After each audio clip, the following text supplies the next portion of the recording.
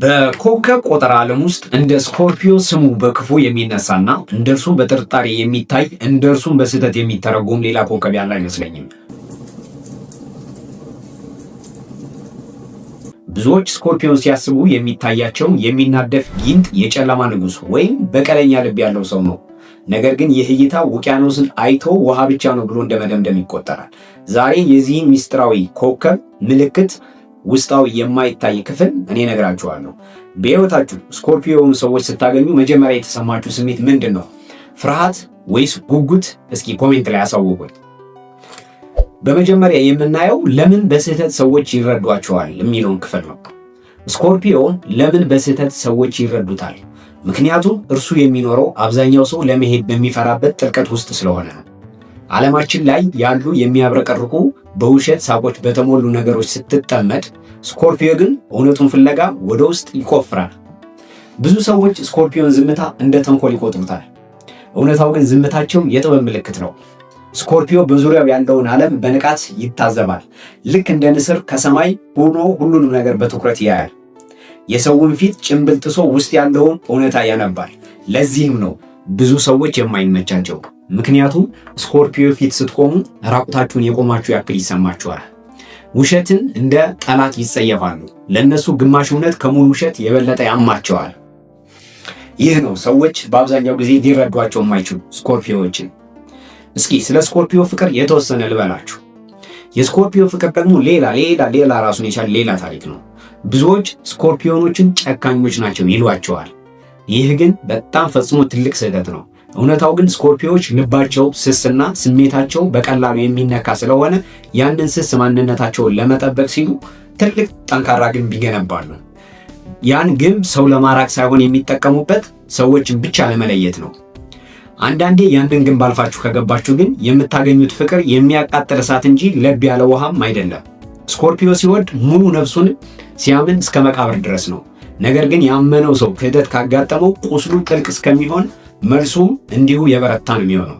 ይህ በቀል ሳይሆን የቆሰለች ነፍስ የምታመጣው ከፍተኛ ጩኸት ነው።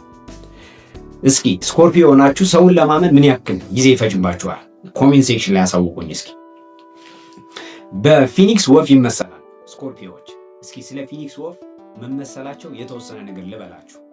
ምሳሌያዊ በሆነ አነጋገር ስኮርፒዮ እንደ ፊኒክስ ወፍ ነው ይባላል። ከራሱ አመድ ላይ አቃጥሎ በድጋሚ የሚወለድ። የዚህ ምልክት ተወላጆች በሕይወታቸው ውስጥ ብዙ ጊዜ ይሰበራሉ፣ ብዙ ጊዜም ይወድቃሉ። ነገር ግን በወደቁ ቁጥር በርትተው ነው የሚነሱ።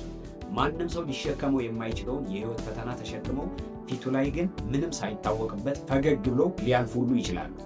ይህ ጥንካሬ ነው ሰዎችን የሚያስፈራቸው። የማይበገር ማንነት ስላላቸው እንደ ስጋትም ይታያሉ። ስኮርፒዮዎች ለውጥ ምልክት ናቸው። ብዙ ጊዜ የትራንስፎርሜሽን ምልክት ናቸው ይባላል። እንደ እባብ አሮጌ ቆዳቸውን ጥለው አዲስ ማንነት የመላበስ ትልቅ ተፈጥሯዊ ችሎታ አላቸው። ይህ ማለት ደግሞ ሁልጊዜ የተሻለ ማንነት ፍለጋ ይደክማሉ ማለት ነው። ሳጠቃልልላችሁ ስለ ስኮርፒዮ ጀነራል አድርጌ ሳጠቃልልላችሁ ስኮርፒዮ መረዳት ማለት ጨለማ መውደድ ማለት ሳይሆን ጥላቻን መውደድ ማለት ሳይሆን በጨለማ ውስጥ ያለውን ብርሃን ማየት መቻል ማለት ነው።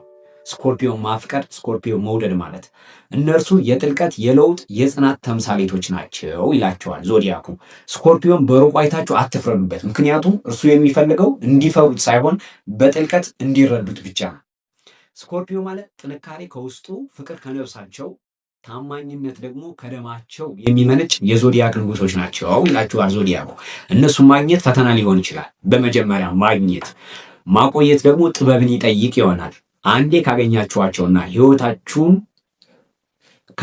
ህይወታቸው ውስጥ ከገባችሁ ግን ህይወታችሁን ሁሉ ሊቀይር የሚችል ትርጉም ይዘውላችሁ ነው የሚመጡት። ይህ ቪዲዮ ስለ ስኮርፒዮ አመለካከታችሁን ቀይሮታል ብዬ አስባለሁ። በዙሪያችሁ ላሉ ጓደኞቻችሁ ይህንን ቪዲዮ ሼር አድርጓቸው። እናንተም ሐሳብ አስተያየቶቻችሁን ኮሜንት ሴክሽን ላይ አሳውቁኝ። ከወደዳችሁት ላይክ አድርጉ። ቀጣይ ደግሞ ብዙ ሰፋ ያለ የአስትሮሎጂ ትንተና ስለምሰጣችሁ ይህንን ቻናል ሰብስክራይብ አድርጉ። ቀጣይ እስከምንገናኝ ሰላም ለእናንተ ይሁን። ፒስ አውት።